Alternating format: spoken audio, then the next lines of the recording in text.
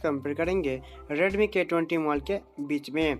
दोस्तों ये दोनों मोबाइल के बीच फुल डिटेल्स कंपेयर करके देखेंगे आपको कौन सा मोबाइल किस मार्केट प्राइस में बेस्ट फीचर्स दे रहा है।